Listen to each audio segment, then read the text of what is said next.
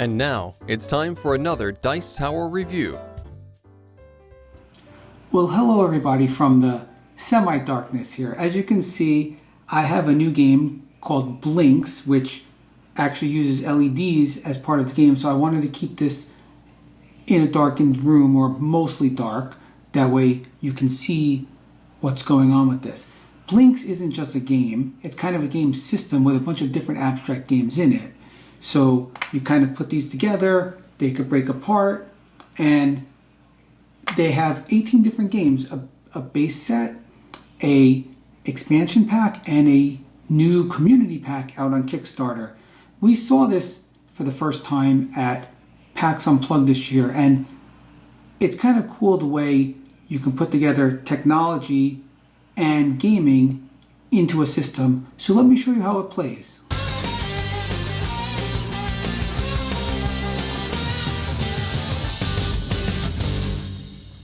Puzzle 101 is a simple one-player quick puzzle game. In this case, you double-click to start and it creates a pattern. Now what you need to do is you need to connect all of the pattern together in order to complete the puzzle. So in order to do that, I'll connect the two reds. As soon as you connect two reds, they start flashing. Now I see that there's a bunch of yellows and blues, so I'm going to break off these ones to make sure it'll be easier to figure this puzzle out. And you see I have a whole bunch of yellows here, so I need to figure out where these yellows go. I think that this yellow goes here. As you can see now, everything's flashing there. All three of those are flashing. And then I think that this piece goes here. Ooh, no, actually this piece is the yellow one that goes here, because now you can see I've got this other blue which I could connect, which then will lead me to this blue, which leads me to this yellow. And as soon as you get all of them correct, you can see everything flashes to show you that you've won the puzzle. In Speed Racer, it's a dexterity game where you're trying to make sure that you could keep the thing running. So once I start this, as you can see, it starts moving. When it does, you then need to come around here, connect in, keep coming around here, connect in, keep coming around here, connect in, and I didn't quite make it in time, which is why it dies right there. But again, a very simple dexterity game. Raid is a strategic game where, let's just play with 3 players here. I'm going to pull off 3 of these blanks, and as you double click them, we have now a red boat. We also will make another red boat, which I will now change to let's pick a color that's a little better. There's a blue boat. And then keep double clicking.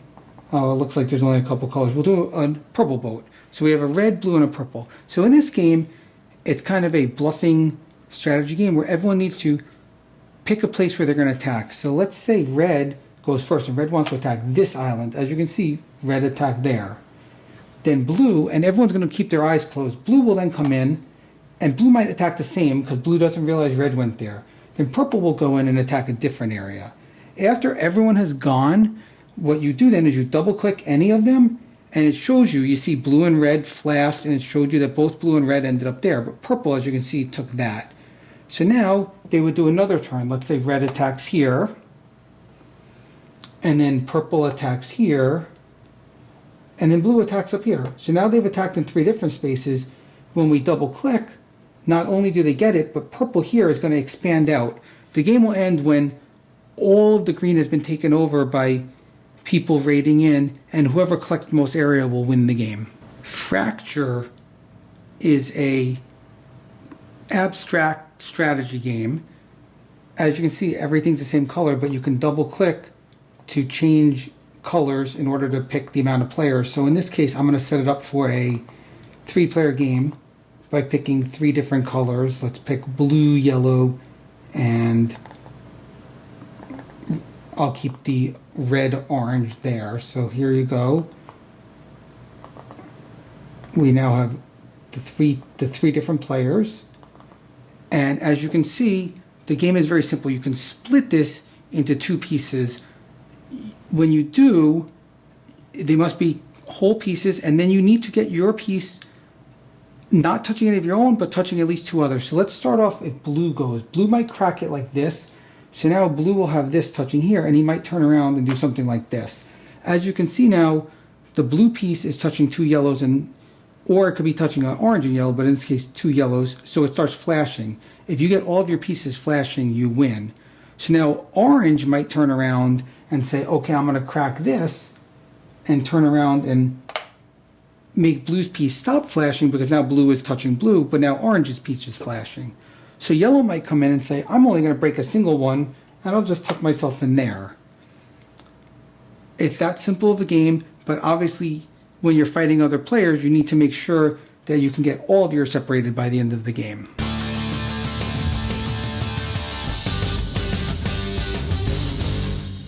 Well, as you saw, Blinks has a whole bunch of different games in the system. There's strategy games, abstract games, puzzle games, dexterity games, a big variety of games. They have 18 different games right now. 6 of them come in the basic set, 6 in the expansion set, and 6 that are community set, which were actually designed by people in the community. One of the things that they have is something here called a developer's tool, and you could actually, this connects in, it's a USB, which you could connect into this little jiggamarole piece.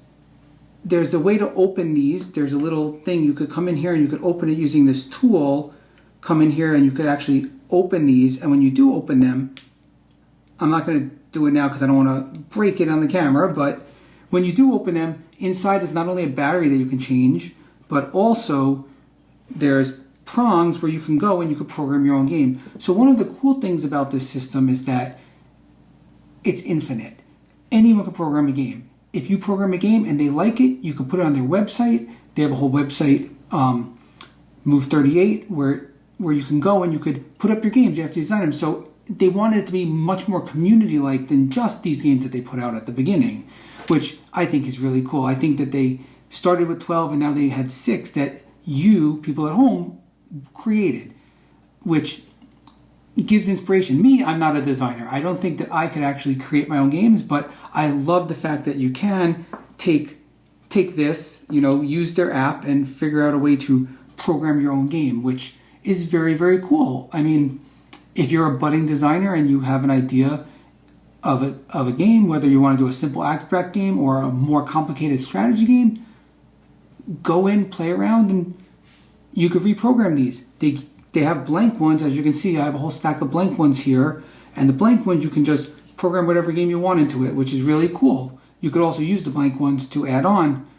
to any game that you're playing with, which I think is really cool. As you've noticed, every single one of these has a different game on it. So if I want to play a game, I come here to Puzzle 101, and I hold it down for 3 seconds, and it'll turn blue.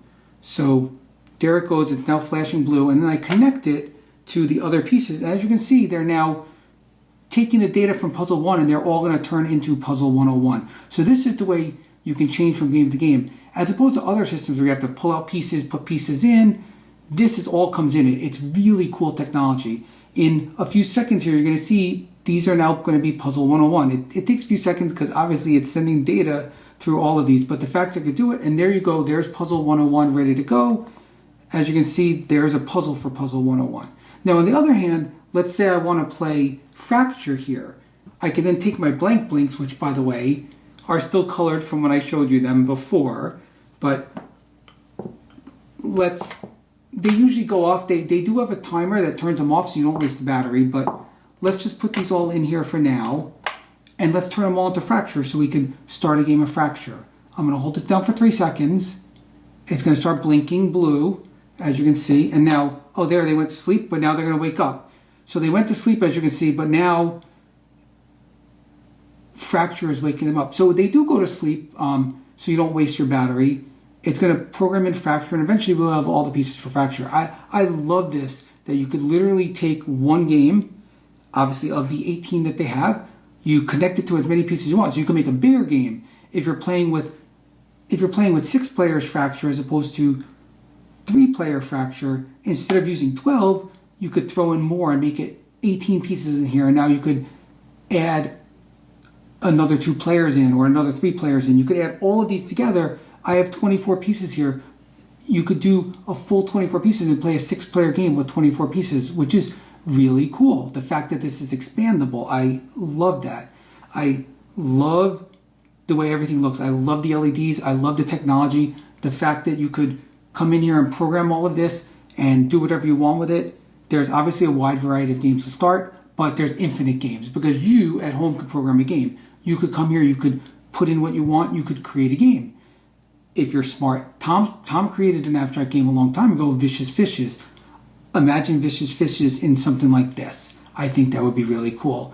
Obviously, there's already a community. I think they plan to expand the community and have a lot more games being put out by a lot more people, which is really cool because this will become not just a game that they produce, but a game that is for everyone and by everyone eventually. And yes, don't worry, if you do create a game, they do give you royalties, so don't feel that they're going to take your idea and run with it. They will pay you royalties if your game gets published into the pack, which is really nice.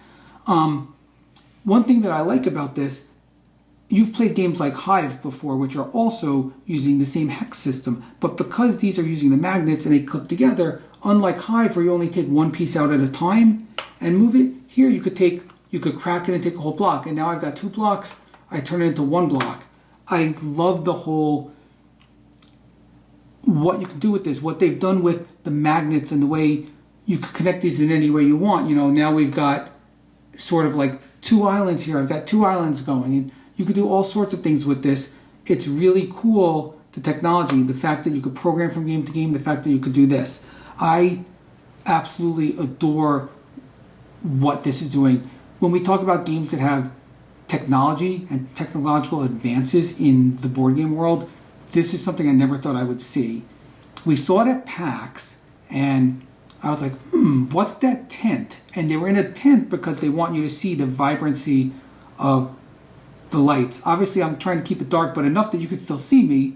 When I showed you the close-up, you saw it a lot better, but you can see the colors a lot better. But here, you can still see them a little bit, and I was just like, wow, this is going to be one of the futures of gaming. The fact that you could program a whole game in yourself. And I love the portability. They come with these little things. You can take the pieces, they magnetize right on here. You could roll it up. They call these the sushi roll. They're great for carrying them. They're really portable, which is a really nice feature of it, because inside the box itself, it's really empty. Eventually, I believe that they should create a better box that could hold all these sushi rolls when you have lots of them, like as you can see here, that I have 4 different sushi rolls worth of games.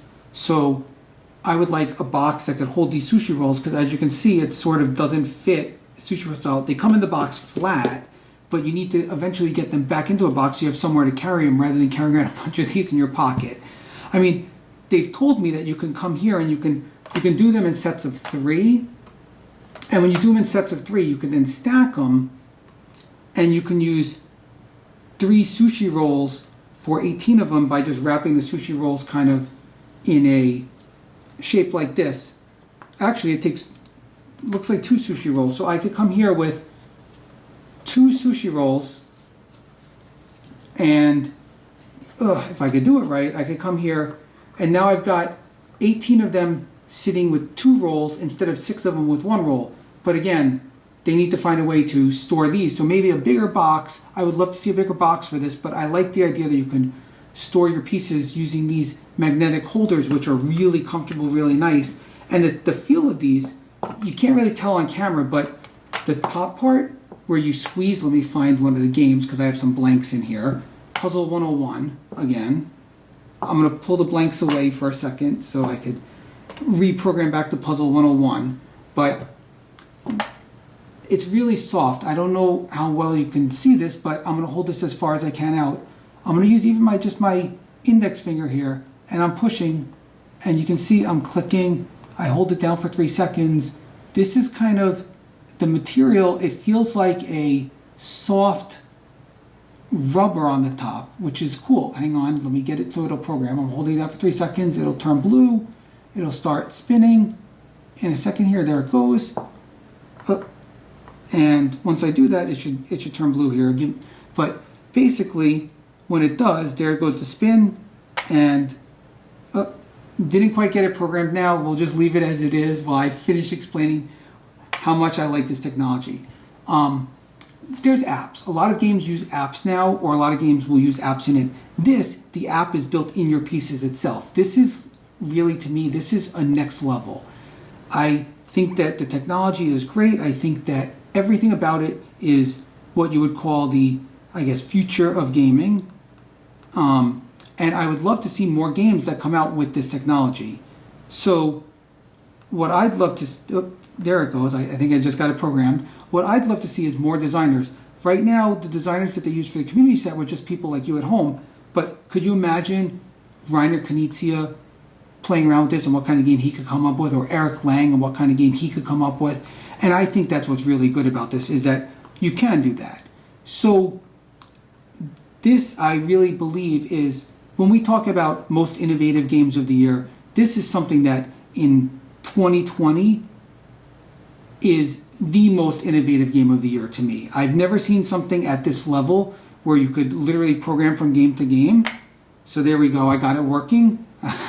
As soon as it starts blinking blue, you let go, and there you go. We're reprogramming back to Puzzle 101, which you can see. It should show up Puzzle 101 shortly. But this whole aspect here, where you could change from game to game with just these pieces, is so innovative and so technology advanced that I think that this is such a wonderful idea and what the future of gaming can be. And when we talk about innovative, this really is it. Now, I'm going to say the games that have come out, I showed you a few of them. I showed you 4 of them in my demonstration. I didn't want to show all 18 because that would be a lot, but they're pretty basic abstract. They're nothing that wow me gameplay-wise, but they're cool for, obviously, for what can be and what you can create yourself using this. So the games, I would give this probably a 10 just on the technology, but the games themselves are kind of just okay. You know, I don't want to say they're bad because they're not bad, but they're just abstracts right now until people could come up with something cooler, which I know people can. And I know those of you watching at home, if you have ideas, you could probably come up with something cooler than this. You're smarter than I am when it comes to design, and I trust you guys. So if you have an idea, you know, write it at the bottom of the comments of what you think would be a cool game for this, and maybe they could program it for you, or someone else could program it for you. Maybe Move38 will then say, oh, that's a great idea, and they will create a game based on your idea. So come up with ideas, write them at the bottom, and we'd love to hear it. But I think this is great. The games are okay. The technology is amazing. I think there's a big future in this. I think that what you have here, if you do get all 18 of them, you have more than enough for anything you'd ever want to play. Or in my case, we now have 24 because we have 6 blanks, which we can then program our own things into one day if I ever decide to. But I adore this. I think based on everything, based on the games, based on the technology, I'm going to give it a awesomeness rating of 8, mostly because the games I give about a 6, but the technology I give a 10. So I'm balancing in the middle because I think you've got the combo of both. You get a bunch of simple abstracts, but you get this amazing technology. So with the combo of both, an awesomeness rating of 8, blinks, they're cool, they light up.